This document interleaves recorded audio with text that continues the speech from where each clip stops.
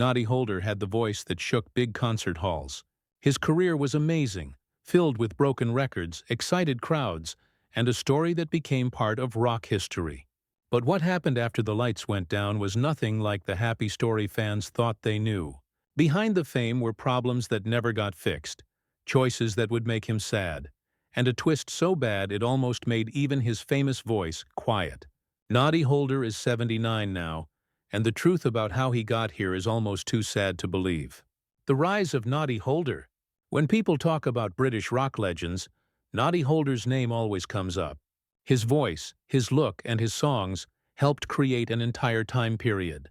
Noddy became the sound of the 1970s, the face of glam rock, and the man whose voice still plays on radios every Christmas. But while Noddy Holder became famous in an amazing way, what happened after the fame would leave people shocked. Noddy Holder was born in 1946 to a working-class family where every penny mattered. Music wasn't part of some family tradition or big chants handed down to him. Instead, he had to chase it on his own, and it quickly became clear that he had a natural gift. By the age of 13, Noddy had already started his first band, the Rock and Phantoms. While other kids were still figuring out what they wanted to do, Noddy was already on stage with a microphone, singing songs with a voice that nobody could ignore. Even back then, Noddy's voice was something different. It was scratchy, loud, and powerful, and could fill a room and cut straight through the noise. His dad supported him, even letting Noddy use the family van to drive not only his own band to concerts, but also other local musicians. One of those young musicians was reportedly Robert Plant long before Led Zeppelin by his late teens. Noddy was already stepping up to the professional scene. He joined Steve Brett and the Mavericks, a group signed to EMI. They recorded a few singles which didn't take off, but this was the experience Noddy needed. He was finally in the recording studio working with labels and seeing how the music business really worked. Noddy's big break came in 1966 when he joined a band called the In-Betweens. At the time, it was a local group trying to find its identity. Within a few years, though, the band would change into something much bigger. They became Slade, the band that would make Noddy Holder a household name.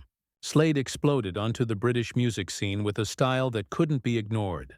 Glam rock was about big shows, glitter, and boldness, and Slade went all in. The wild clothes, the stomping rhythms, and the loud guitars were bigger than life. But the main part was Noddy's special voice that could turn a song into an anthem. But it wasn't just his voice. There was also his writing. Noddy wasn't just the frontman. He was also one of the main songwriters, teaming up with bassist Jim Lee. Together they wrote hit after hit, from Mama We're All Crazy, Now to Goodbye to Jane, and of course, Merry XM Everybody. That one song sold over 1.1 million copies in the UK and has never gone away. Every year, Noddy's voice comes back like clockwork, playing through shopping centers, radios, and TV specials, making it one of the most famous Christmas songs of all time. Slade went on to release 15 albums with their original lineup and rack up a long list of hit singles. They weren't just part of the glam rock wave. They were leading it. Their spelling tricks in song titles, their high-energy shows, and Noddy's unforgettable voice made them icons of the 1970s. But while the rise was legendary, the life Noddy Holder would face after the spotlight faded was nothing like the fairy tale people might have expected. Behind the glitter and the noise was a different story filled with challenges, pain, and heartbreak that fans never saw coming. The dark side of fame. By the early 1970s, Slade was unstoppable, and Noddy Holder had climbed to the very top of British rock. Their songs weren't background music.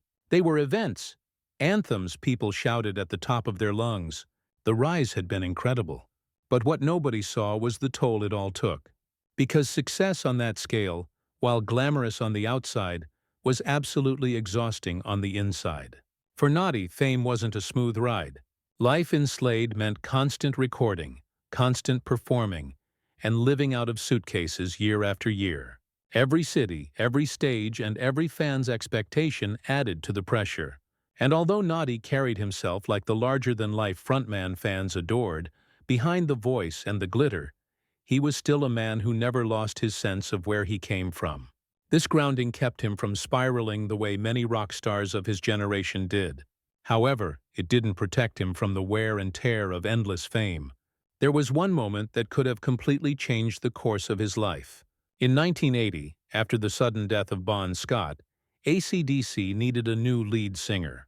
They were already on their way to becoming one of the biggest rock bands in the world, and the chance to step in as their frontman would have been career-defining.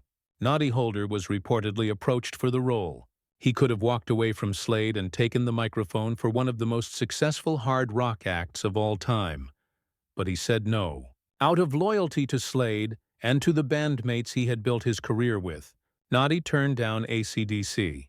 It was a decision that stunned many, but it showed that he was never going to abandon the people who had stood by his side. Even while surrounded by the wild lifestyle of the rock scene, Noddy managed to stay grounded. He didn't fall into the endless spiral of drugs and destruction that swallowed so many stars of that era. He had a reputation for being the voice that could shake arenas, but away from the stage, he valued family, routine, and humor. That ability to stay level-headed helped him survive years in an industry that chews people up. But even with that balance, the cracks eventually began to show. By the early 1990s, Noddy had given more than 2 decades of his life to Slade. He had toured the world, written the hits, and fronted the band through years of triumph and struggle. After over 26 years, the strain was undeniable. Burnout set in, and so did the realization that life was slipping by while he was stuck in the cycle of touring and recording. In 1992, Noddy Holder made the decision that shocked fans when he left Slade. It wasn't about anger or scandal. Noddy wanted time for himself, time for his family, and time away from the constant grind that had defined his adult life. Walking away from the band that had defined him wasn't easy, but Noddy didn't disappear. Instead, he reinvented himself. He shifted from rock stardom to television and radio. In the late 1990s, audiences got to see a different side of him when he starred in the ITV comedy drama The Grimmels. He played a quirky music teacher, and it became clear that Noddy wasn't only a performer on stage. He had real acting chops, and fans loved it. Television opened up new doors. Noddy appeared as himself in countless shows, always bringing humor and warmth, and always proving that he could laugh at himself. He became a fixture on radio too, sharing stories from his life in music, reflecting on the glory days of Slade and showing that he was a natural entertainer. People who might not have grown up with Slade now knew him as a witty, charming media personality. His storytelling, his sense of humor, and his larger-than-life character made him loved in living rooms across the UK. Still, as much as Noddy Holder seemed to move seamlessly into this new stage of life, the truth was that years in the spotlight had already taken a toll. Fame gave him everything he once dreamed of, but it also drained him in ways that only became clear later on. The endless touring, the pressure of carrying a band at the top of their game, and the sacrifices he made along the way all left their mark. Noddy managed to escape the darker addictions of rock, but he couldn't escape the reality that fame burns people out. And yet, in typical Noddy Holder style, he turned that darkness into something the public could still love. He didn't let burnout define him. Instead, he pivoted, stayed relevant, and became someone who could still make people smile even after stepping away from the microphone. But most fans never figured out the real reason why Slade broke up. While their songs live forever as anthems of good times, the story of the band itself was filled with tensions that would eventually bubble to the surface. Slade's internal tensions. On the surface, Slade looked unstoppable. They had the hits, the tours, the fans, and the energy of a band that seemed born to dominate the stage. But behind that glittering exterior, inside the hotel rooms, the tour buses, and the studios, the reality was much darker. Noddy Holder himself would later describe the problems with brutal honesty. According to him, the split within Slade was fueled by the same poisons that had torn so many bands apart before. In an interview, he said, "I always say there are 5 things that contribute to a band splitting. The first one is egos. The second one is money. The third one is drink and illicit substances. The fourth one is women. And the fifth one is musical differences." And in the case of Slade, it was all 5. This combination was explosive. And for a band living at the peak of fame, it was only a matter of time before it caught up with them. Slade's internal struggles weren't only about personalities or temptations. They were also about direction. In 1975, the band made a bold move that showed just how divided they really were. They released a feature film called Slade in Flame. Unlike the fun, glitter-soaked image fans expected, the movie was a shock. It wasn't a comedy or a lighthearted romp through the glam rock scene. Instead, it was a gritty, brutally realistic look at the music industry. The greed, the manipulation, and the personal destruction that came with chasing fame. Critics loved it. For once, Slade weren't cartoonish glam stars. They were artists showing the underbelly of the very machine that had lifted them up. But while critics praised the film, fans didn't know what to make of it. Audiences who wanted the fun side of the band weren't ready for a story about exploitation and heartbreak. Commercially, it hurt them. Their popularity took a hit, and instead of boosting their image, the movie dragged them down. In a recent interview, while speaking about why the movie failed, Noddy confessed, "It's not at all what people expected from us at the time, particularly the fans. They expected a happy-go-lucky, cheeky-chappy image-type movie, and what they got was this hard-hitting look at the goings-on of a rock band in the music business. And I think it was shocking for the fans. But inside the band, not everyone had been on board with the project in the first place. Guitarist Dave Hill hated it. He had signed up to be in a band known for energy, flamboyance, and larger-than-life fun, not for a depressing film that showed their world in the darkest possible light. Hill's frustration over Slade in Flame only deepened the cracks already forming within the group. Creative direction had become a battlefield.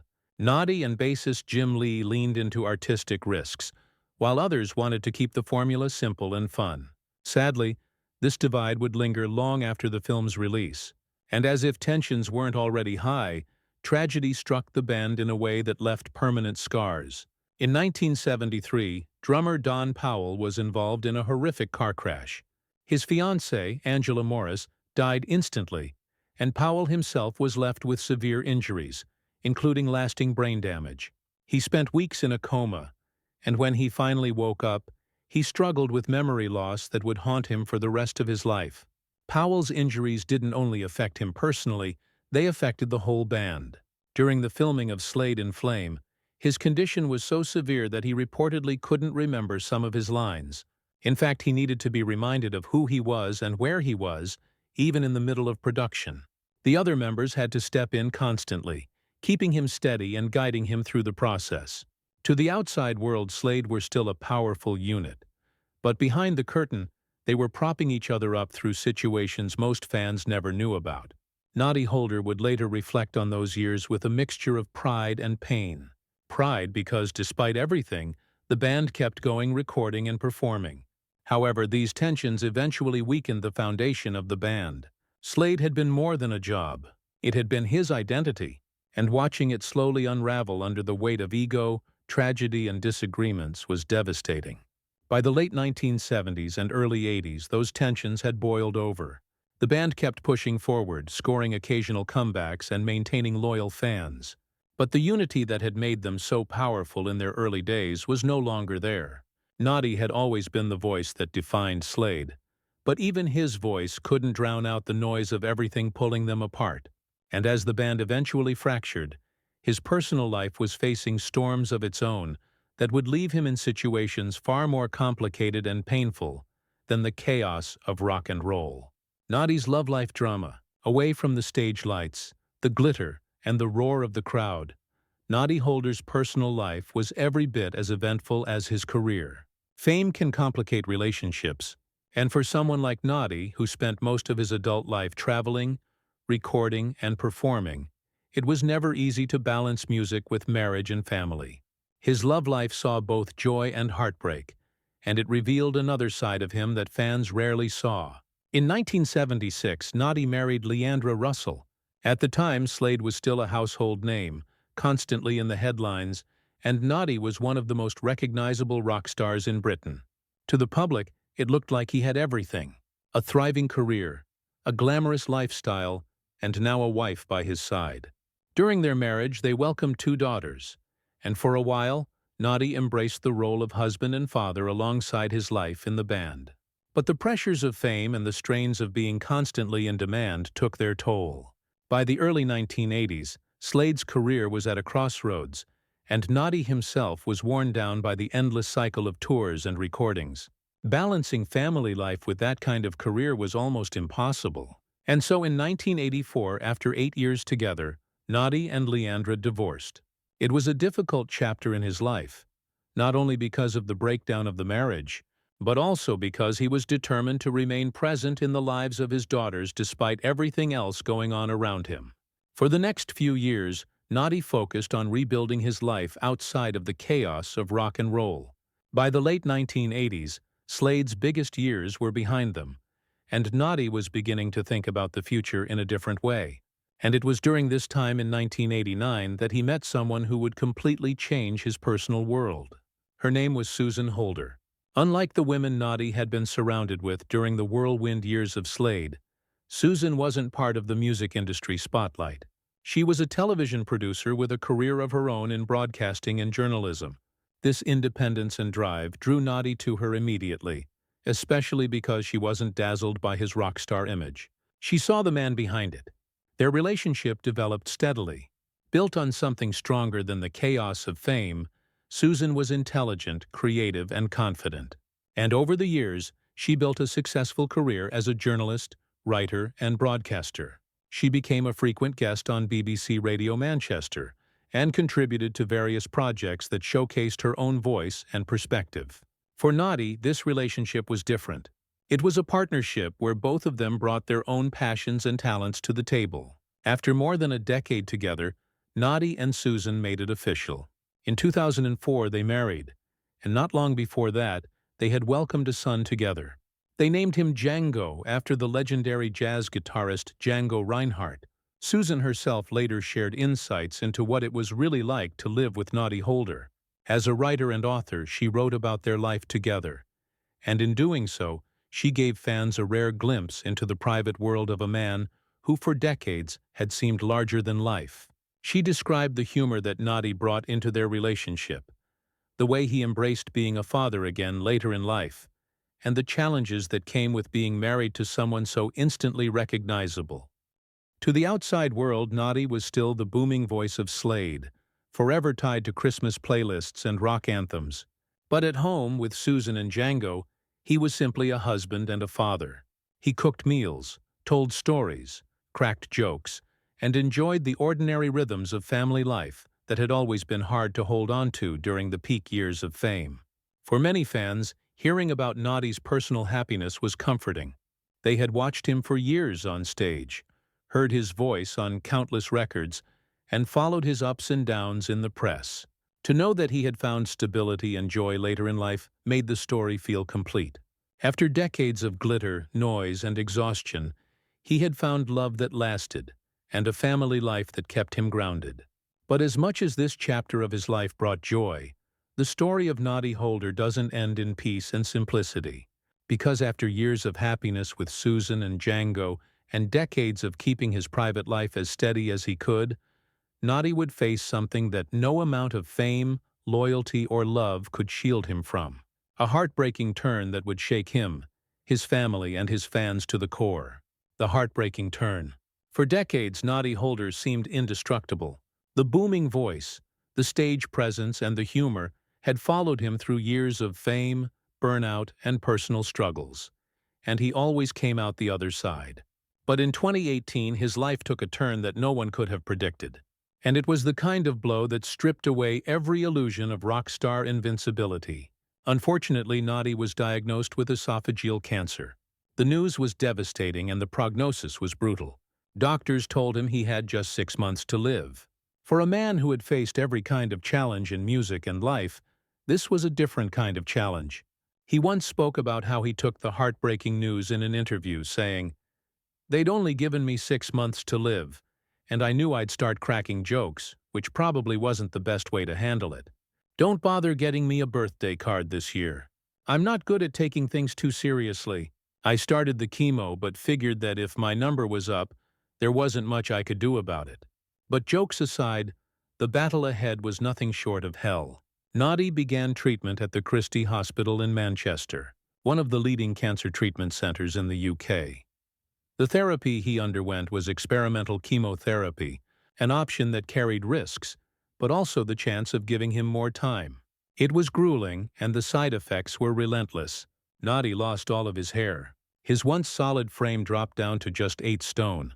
The physical toll was staggering. This was the same man whose voice had once roared over entire arenas, now brought to his weakest point, fighting not on stage, but in a hospital room. Every day was a test of endurance, not only for him, but also for Susan and their family, who had to watch him go through the process. Susan would later confess that their journey had been extremely exhausting. They constantly faced the fear and the endless uncertainty of whether each treatment would work or fail. But in the middle of that nightmare, she also made it clear that Noddy's spirit never broke. His mental attitude, his ability to stay positive even in the darkest moments, was what carried them all forward. For Noddy himself, survival became about more than just medicine. He credited his recovery to his determination to stay upbeat. He knew he couldn't control the disease, but he could control his mindset.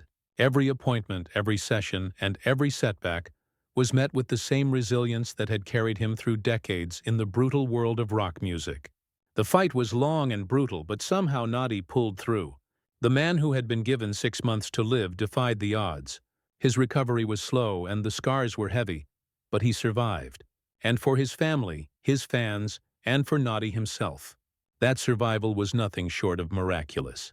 He later said, "I've been told my mental approach was a big part of my survival. I don't get too depressed. I try to keep calm and carry on as normal, but it was Susan who helped me do that. Although privately she went to hell and back, she was always at my side, fighting, keeping me positive. I might be cocky, but I'm glad I had her with me." Yet even with survival, the reality of what he endured was undeniable. The rock star image now stood alongside the truth of frailty, illness, and vulnerability. It reminded everyone who had ever cheered for him that behind the legend was a human being who had been forced to look death in the eye and fight it head-on. The experience reshaped everything for Noddy. It showed him the fragility of life, the value of family, and the importance of humor and positivity, even when the odds seem impossible. It also showed his fans a side of him that was rarely visible, a man stripped of the stage lights, relying only on his willpower and the love of those around him. But where does that leave him now? What is life like for Noddy Holder after facing down the fight of his life? The answer is both inspiring and heartbreaking. Noddy Holder at 79. At 79, against every prediction, grim prognosis, and doubt, Noddy Holder is still here, still living, still laughing, and still carrying the spark that made him unforgettable. But the way he lives today is very different from the chaos of his glam rock years. He continues to attend regular checkups because, in truth, the shadow of cancer still lingers in his medical records and in his family's thoughts. But what matters is stability. And stability is exactly what Noddy has managed to hold on to. He remains strong, and that alone feels like a victory. In 2023, Noddy proved to the world that his spirit and his voice had never been silenced.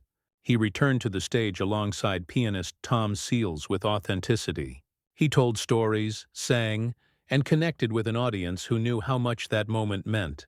To see Noddy Holder, the man once given 6 months to live standing and singing again, was not simply entertainment.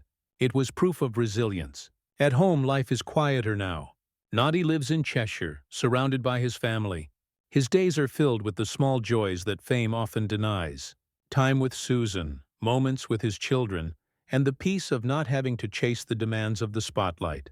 He still makes occasional appearances on television and radio, still tells stories with that unmistakable humor, and still lends his time to charity work. But everything he does now is on his terms.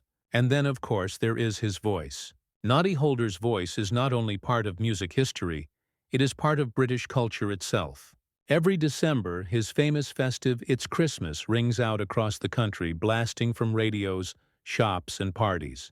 His voice has outlived eras, bands, and the industry's ever-changing trends. Even now, it remains instantly recognizable, timeless, and iconic. What Noddy represents today is bigger than music.